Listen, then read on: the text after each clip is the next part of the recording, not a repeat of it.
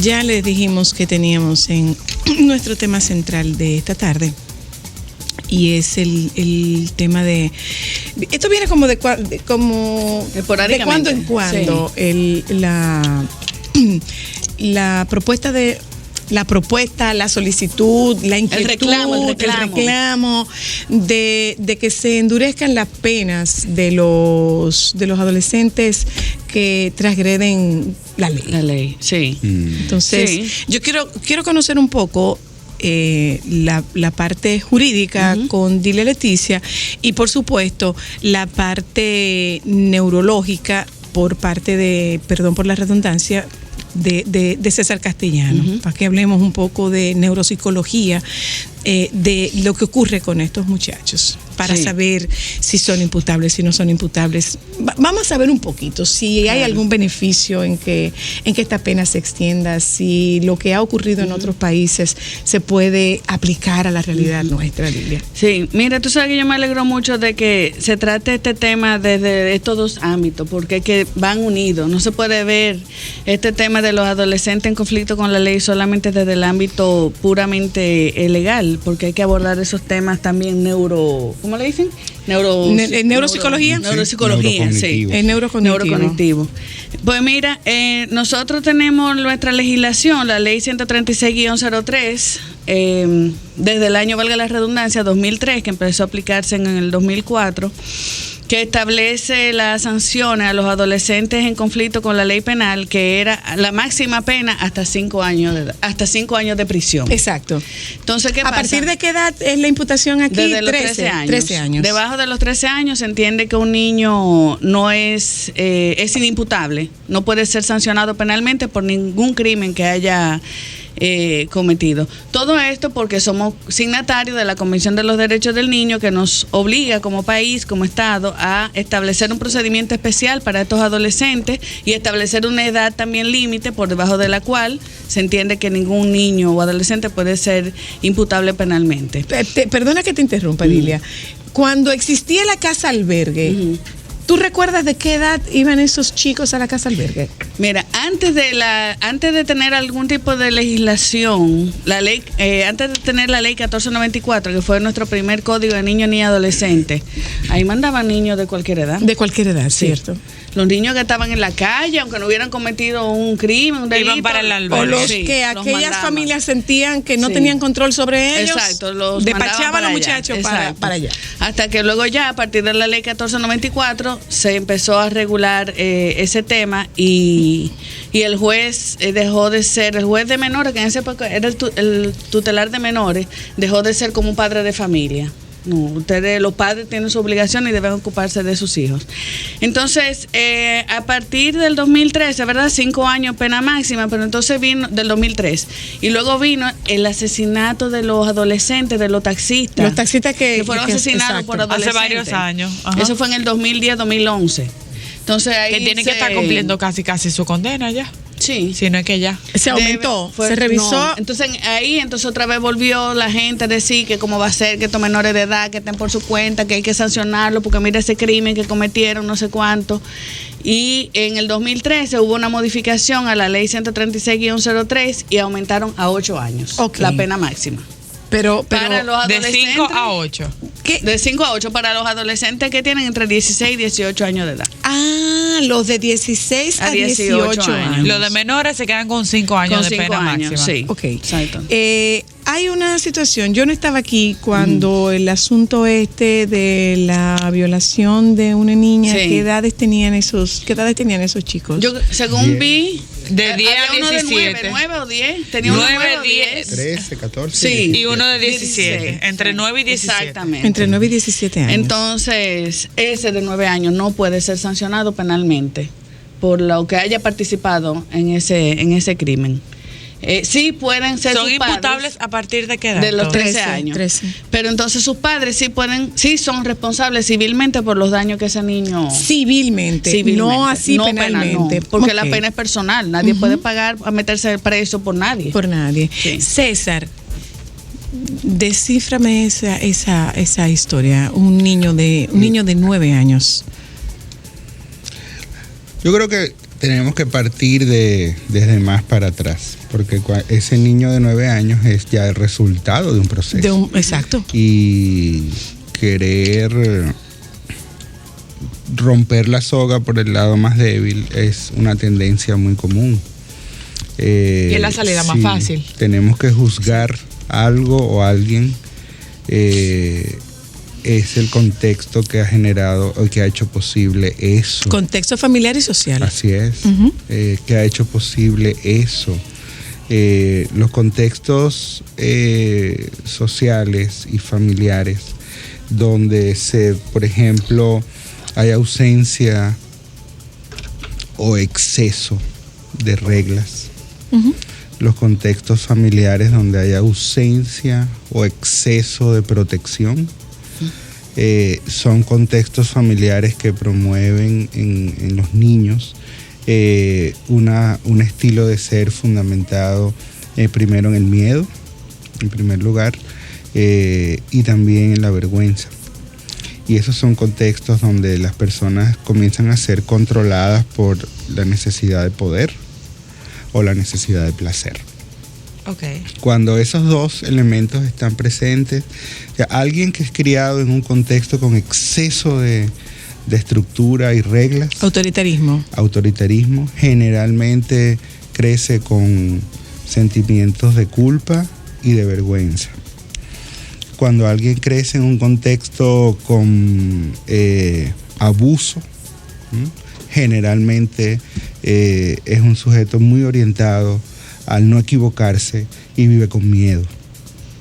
Esas dos cosas generan un cerebro totalmente distinto. Las personas que crecen en esos contextos, un niño que crece en un contexto así, tiene un cerebro que funciona diferente del de otros niños. Okay. Lo que nos permite, por ejemplo,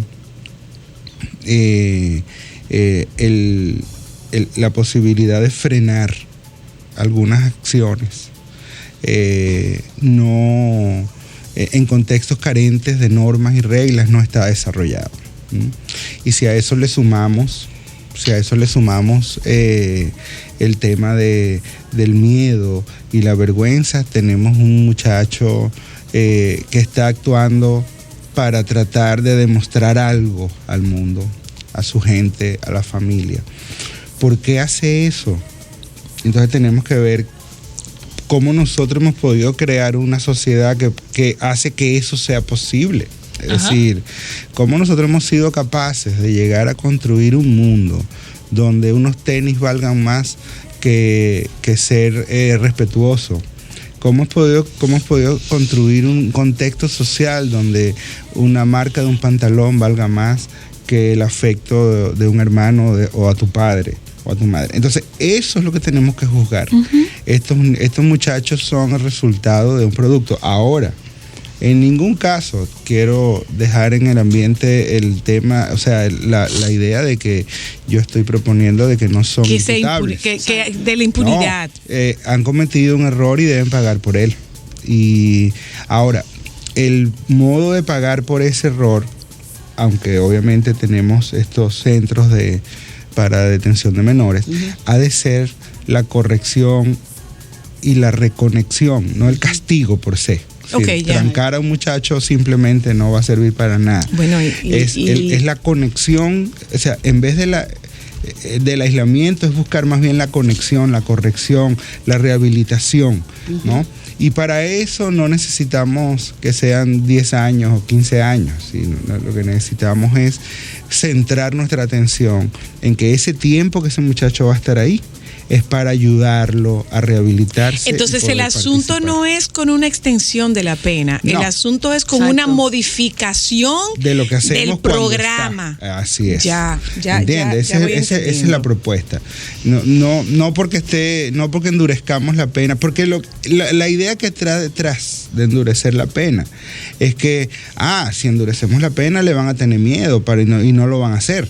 Sí, pero es que lo que hace ese endurecimiento de pena no disuade. No disuade. Okay. No disuade, porque el adolescente, desde el punto de vista neurológico, está todavía muy incompleto. Lo que permite que tú puedas responder a la disuasión es la parte frontal de tu cerebro. Y eso todo termina de desarrollarse después de los 20 años. Okay. Entonces, no hay manera. Bueno.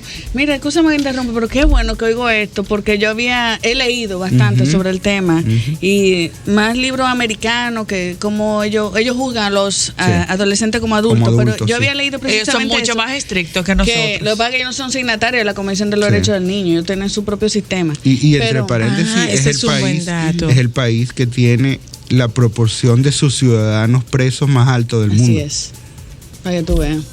Ya. Mira, que yo había leído que eso mismo, que no podemos, vamos a decir, medirlo con la misma vara que un adulto que haya cometido un crimen, porque el cerebro de los adolescentes no se ha desarrollado. Y vamos por ahí, porque tú recuerdas cuando nosotros estuvimos en el último desayuno del PACAM, que este es un médico especialista, es un pediatra especialista en adolescentes, y él marcaba que no busques una reacción de un adolescente sobre determinados temas, porque él no está en capacidad de reaccionar. La morfología de su cerebro no está en capacidad de percibir lo que tú estás percibiendo como adulto. Tampoco el cerebro adolescente no puede todavía medir consecuencias. Exacto. Y sobre todo en la posteridad o al tiempo, porque lo que decía era que se creen invulnerables. Exacto, él decía, tú no le puedes decir a un adolescente con relación a las relaciones sexuales, tú no le puedes decir a un adolescente que se prive de algo que le da tanto placer por las consecuencias, porque él no ve consecuencias. Eso es lo que ve, o sea, lo que es atractivo para mí es vivir este momento. Lo que va a pasar después que pase. Eso mismo había leído, que ellos no saben las consecuencias de sus hechos. Así es. Incluso, Zoila, como yo le digo a la gente, acuérdate cuando tú eras adolescente, pues yo me juraba que me llevaba el mundo por delante, y que más nadie me iba a pasar, Superman, Superwoman. Así es. Y es así. ¿Cuál ha sido, Dilia, el resultado en países en los cuales se ha aumentado la pena? Bueno, he sabido que en El Salvador se aumentó las penas para luchar contra las marras. Las maras, salvatrucha. Gracias. Y no dio resultado. O sea, las veces que se ha aumentado las penas, en Uruguay creo que también se aumentó las penas y no ha dado resultado tampoco. O sea que ni siquiera en los Estados Unidos. Y eso que en Estados Unidos los otros días fue que suspendieron, en el 2009 creo que la Suprema Corte de Justicia suspendió la pena de muerte contra adolescentes. En algunos estados. No, allá a nivel. Porque hubo el caso, y perdona que te interrumpa, de este muchacho. La cadena perpetua, sí. De este muchacho, que un niño de menos de 12 años que tiene la condena por ser la persona más joven a cadena de muerte porque mató a 2 de sus hermanitos. Voy un momentito a cadena perpetua. Buenas tardes. Aló. Soy buenas tardes. Buenas. ¿Pudieran esos jóvenes, esos niños, tratarse con programación neurolingüística o psicoterapia o ambas penas a la vez? Ambas penas, ¿no? Ambas técnicas. Ambas técnicas. Ambas cosas. Hay muchos factores a tomar en cuenta ahí. Sí, pero desde el punto de vista, digamos, de la intervención en concreto, esas son herramientas válidas. Lo que pasa es que yo creo que tenemos que evitar lo que yo llamo el complejo de guaguita anunciadora. ¿No? Y esto es que la programación neurolingüística, excelente técnica, pero no cura los piojos, el pecho apretado, la fiebre, no sé cuánto. Claro, es una técnica en un contexto, en un marco mayor. Entonces tenemos que tener un plan. Y tenemos que tener una estrategia global donde esas cosas y es un plan ecléctico. Sí, o sea, hay distintos abordajes para poder manejar una situación. Lo que pasa es que, señores, vamos a estar claros en una cosa. Eso aquí no existe. No. Vamos a estar totalmente claros a ese respecto. Okay. Un programa de rehabilitación que la expresión es muy dura. Sí. Rehabilitarte para reinsertarte. Sí. Un programa digámosle que de reprogramación. Eso no existe. Aquí no hay un programa terapéutico. Nosotros vamos a implementarlo en el despacho de la primera dama y lo vamos a implementar en el SENACI con una población entre 18 y 25 años, porque es la población, es la mayor población que hay en La Victoria. Entonces, es un plan ambicioso. Nosotros comenzamos comenzamos como piloto con la intención de que este plan pueda extenderse a otros penales. Pero la verdad es que aquí no existe ese programa, no existe un plan sobre esto. Puedo... Y debían ser especialistas. Tienen que ser especialistas. Y los manuales de nuevo modelo penitenciario en el centro de Najayo adolescentes. Existe el manual, pero no se lleva a la práctica. Yo puedo... No tengo detalles todavía que pueda compartir así o no debo. Pero sí puedo dar fe de que hay un proceso bastante serio en marcha con los menores. Ajá. La vicepresidencia intervino, la vicepresidenta intervino en Najayo. Y hay una, sí, pero estoy hablando de todos los centros de menores a nivel nacional. Okay. Desde la Procuraduría hay un interés extremadamente grande y sistemático ya desde hace más de un año, trabajo de ir montando una estrategia global para trabajar con los adolescentes, con personal calificado, ¿no? Pero obviamente esto, como bien dices, toma su tiempo y está en marcha.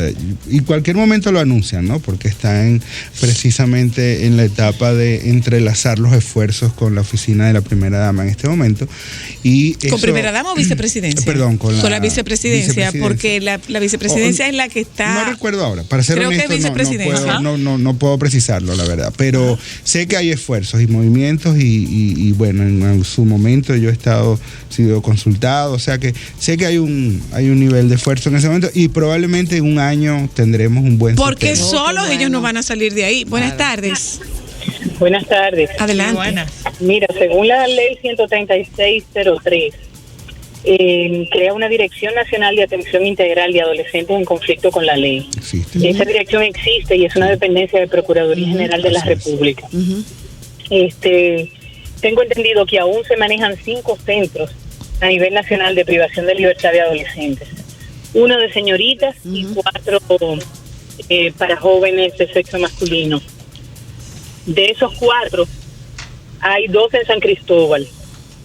Uno de ellos manejado por los capuchinos terciarios, con un programa excelente, que ha dado grandes resultados.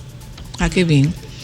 Hay un consultor chileno que ha estado en el país y con quien se estuvieron manejando unos manuales hace unos años. Hay un gran interés, y siempre lo hubo, de parte del procurador actual, incluso en su gestión anterior. Ajá. Yo no tengo nada que ver con política, ni con cuestiones de carácter legal, pero conozco un poquito sobre el tema. Y sí sé que han habido esfuerzos fuertes, grandes, se ha invertido dinero en formación de personal, pero es un poquito difícil, porque la ley es muy linda, pero no crea todo, no tiene todos los artificios para que se cumpla. Es muy bueno separar a los muchachos por grupos etarios, pero ¿dónde? ¿En qué lugar? ¿Con qué personal? Exacto. ¿Dónde está el presupuesto? Exacto. Voy por esa parte, justamente. Agradezco tu aporte. Voy por esa parte. Una cosa es toda la parte teórica, un asunto es toda la reunión burocrática y otra cosa es las posibilidades por la realidad que nosotros tenemos de implementar esto. Quiero puntualizar una cosa. Antes, una parte de esos centros eran manejados por salud pública y otra parte por procuraduría, lo cual creaba un conflicto entre ambos organismos y un conflicto también de carácter presupuestal. Claro. Entonces, para hacer que eso todo pasara a procuraduría fue un proceso que costó sudor, lágrimas, esfuerzo, y lo sé porque yo estuve ahí dentro. Muy amable, muchas gracias. Muchas gracias. ¿Ustedes están entonces en desacuerdo o de acuerdo con que se endurezcan estas penas? No, yo no estoy de acuerdo. O que sea, por ejemplo, siguiendo el modelo americano, como nosotros vivimos siguiendo modelos, siguiendo el modelo americano, que dependiendo de la naturaleza del crimen, usted aumente o no aumente la pena. No, yo no estoy de acuerdo con aumentar la pena. Yo creo que es importante hacer énfasis en el tema de la prevención. Exacto. Y luego la atención de esos adolescentes, que la ley misma lo dice, que cada joven que ingresa al sistema tiene que tener un plan individual. El tema es, como estamos diciendo, llevarlo a cabo, eso requiere de mucho dinero y mucha inversión y recursos humanos y todo eso. Así es. Yo corroboro también, pienso que la ruta a seguir es salvar a nuestros jóvenes. Es decir, el imaginario colectivo de la represión todavía persiste y la Eso gente es así. cree que con la represión vamos a solucionar las cosas, como ahí alguien en su momento te dice, bueno, en mi época a mí me daban con una varita y me no sé qué, y me hincaban en el guayo, y aquí estoy yo. Y mira, yo dije, sí, yo trabajo con los que no se salvaron. Claro. Tú te salvaste, qué bueno. ¿Esa es tu realidad? Sí, yo trabajo con los que no se salvaron. O los que no, o con los que se advierten no salvados, porque hay otros que no se han salvado y no saben que no se salvaron. Y en cierto modo este imaginario, parte de esta cosecha que tenemos, es de aquel estilo también, ¿no? Basado en la brutalidad y en la agresión y la violencia. La violencia no se soluciona con más violencia, y someter a un adolescente a una pena para recluirlo en un lugar donde no va a tener mayores oportunidades no va a solucionar nada. Vamos a crear delincuentes profesionales, entonces. Eso es así. ¿no? Mira, Entonces, ¿sabes qué? Quería decir algo antes de terminar, perdón, que siempre quiero aprovecharlo y decirlo, a ver si ahora que viene un nuevo congreso, no sé, le hacen caso a esa idea, que yo creo que se debe legislar para sancionar a los adultos que ponen a los adolescentes. Eso te escuché decir. Mira, hoy por ejemplo salió en el periódico Listín Diario un reportaje, parece que están haciendo entrevistas a personas que están ya cumpliendo pena en una cárcel, y él decía que reclutó 200 jóvenes. O sea, su pandilla eran 200 jóvenes. Sí. Entonces yo creo que sería claro por el asunto de que no son imputables, de que las penas son mínimas. Exacto. Tú lo quitas por el medio, pero él va a seguir buscando. Tú quitas 2 o 3 adolescentes o 200 adolescentes por 5 años, pero tú vas a tener más adolescentes ahí que pueden ser captados. Así es. Tenemos yo debo mencionar algunas cosas también antes de que cerremos. Una es que lamentablemente son más de 5 los centros de detención de menores en este momento. Son mucho más de 5. Yo creo que son 8. No, hay como más. 12 o 15 okay. A nivel nacional. Okay. En San Cristóbal sí es cierto, corroboro, conozco el modelo en el centro de reformatorio de menores, lo que llaman el REFOR. Y que ahora tiene un nombre oficial distinto, pero se va a quedar el REFOR. Está conducido por un grupo religioso amigoniano, que no sé si son capuchinos, pero como mencionó la oyenta, pero sí sé que son de la orden amigoniana. Wow. Y sí corroboro que es excelente. Y me he entrevistado entonces con hay ellos. esperanza. Sí, lo que pasa es que necesitamos que el Estado asuma el rol rector. No podemos permitir que ahora entonces los jesuitas tengan otro modelo y los evangélicos otro modelo. Aunque sea bueno, necesitamos un rol integrarlo, rector que sea unificado para todos. Gracias, eso no quita lo bueno que es. Gracias, César. Gracias, Dilia. Nosotros nos juntamos con ustedes mañana, si Dios quiere. Gracias.